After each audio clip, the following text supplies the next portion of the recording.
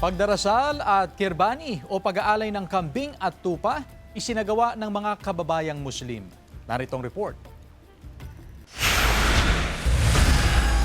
Alas 6 ng umaga, maagang nagtipon-tipon ang mga kababayang Muslim sa Masjid Khalid bin Al-Walid and Islamic Center sa Barangay Lasip Chico, Dagupan City.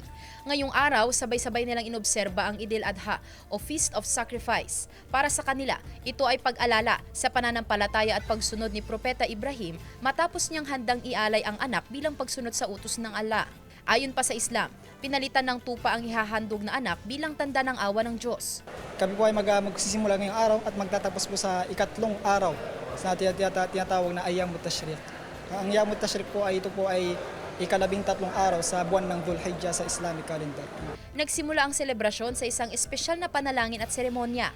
Agad naman itong sinundan ng kurbani o ang pag-aalay ng hayop tulad ng kambing, tupa o baka bilang simbolo ng kanilang sakripisyo at pananampalataya. Bilang tanda na kami po ay sumusunod sa aming Panginoon sa kanyang kautusan kasi po ito ay ipinag-utos sa amin na mag-alay din kami, lalo na sa mga may kaya na mag-alay para sa kanyang Panginoon. Panata raw ang selebrasyong ito ng lahat ng Muslim tulad ni Salek. Unang-unang bayan po talaga mas maaga para yung pag-celebrate po is mas mahabang oras po. Samantala, idineklara ng Malacanang ang araw na ito bilang regular holiday sa bansa bilang pag-obserba sa Eid al-Adha.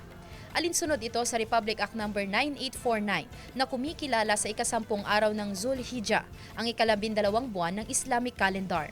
Kasama si Henry Domincil, Sandy Salvacio, One North, Central Luzon.